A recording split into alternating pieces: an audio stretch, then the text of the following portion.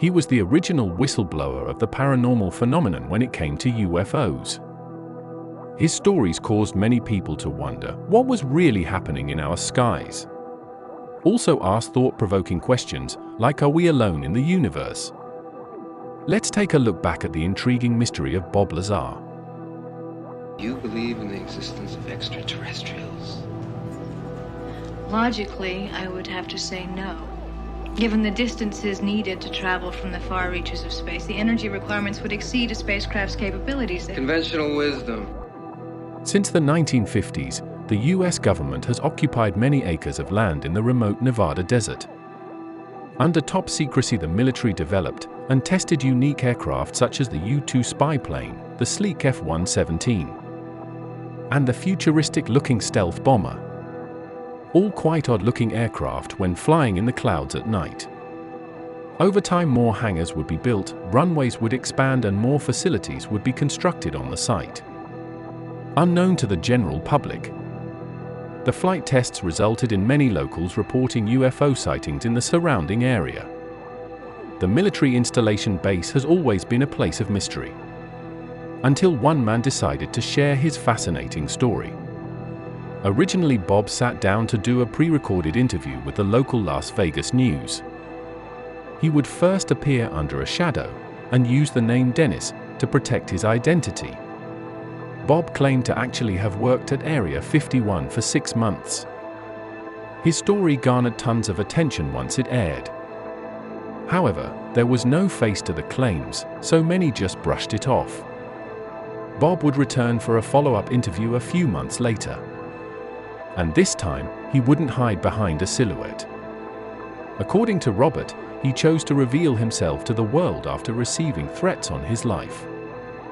Being fully transparent, and now in the public eye telling his story, he felt it would provide him protection. Bob says he was a scientist hired by the US Navy to assist with development of rather unique aircraft. He had a background in jet engine propulsion, and this experience would be why he was selected. Routinely, he would be given a call in the middle of the night and be instructed to rendezvous at a secret location. Bob claimed he would be picked up by a bus with blacked-out windows and driven to a secret military base called S4. And the site was very well guarded with armed military staff patrolling the area. Factually proven, several yards before even getting close to the high-security location reads a sign. Use of deadly force authorized.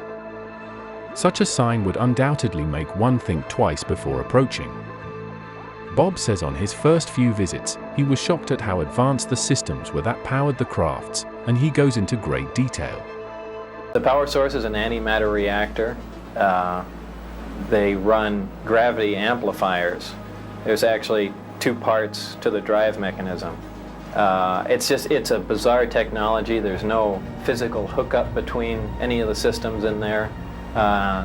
They use gravity as a wave, using waveguides, almost like microwaves. When I was let in, it was the first time I saw the sport model in the hangar sitting down, and I was told they could have walked me in the front door, but they purposely wanted to walk me by it. I was told not to say anything and just keep my eyes forward and walk past the disc into the office area.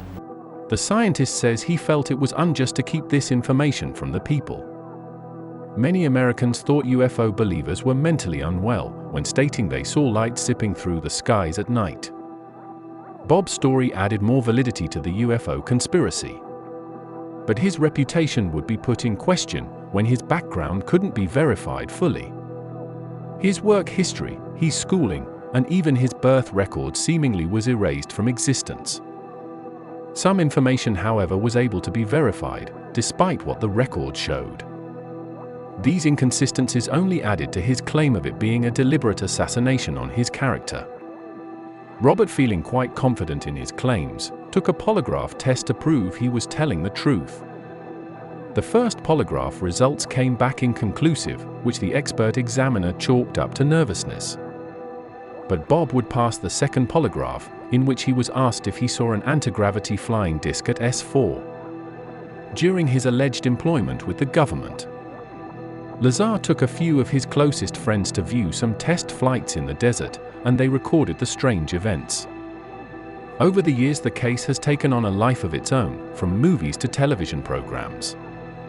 The internet has even caused concern for the government with their Storm Area 51 plans.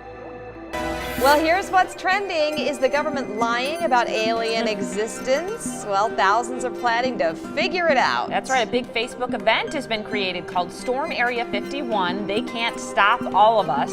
And more than 300,000 people have signed up. Now, according to the page, the event is set to take place in September. It's going to be in the middle of the night. For decades, mystery has surrounded Area 51. Many people believe that the U.S. government stores secrets about aliens and UFOs there, and so they're going to get to the bottom of it. Good for them. Yeah. That should be a fun game. Lazar's story has remained consistent as the decades came and went. Some of his claims seem to even become more valid, such as Element 115. Which he actually referred to in his original story. It was only recently discovered in 2003. How he detailed the craft's operating has even been displayed in recently released Navy footage. As opposed to what we're used to, for instance, a plane, once it's in the air, we envision thrust or some force coming out the back of it to push it forward. The crafts work completely opposite of that. What they do is once they're hovering in the air, they'll swing the two remaining gravity generators up in front of them and create a distortion, essentially a downhill, and the craft rolls downhill for infinity. It's always chasing a little distortion. That's why they look goofy when they fly around at low speed. The biggest podcaster in the world, Joe Rogan, even had to chat with the person who started all the intrigue. What are your thoughts on this story? Do you think Bob was telling the truth? Have aliens visited our planet, and has it been hidden from us all? Leave a comment below and let me know.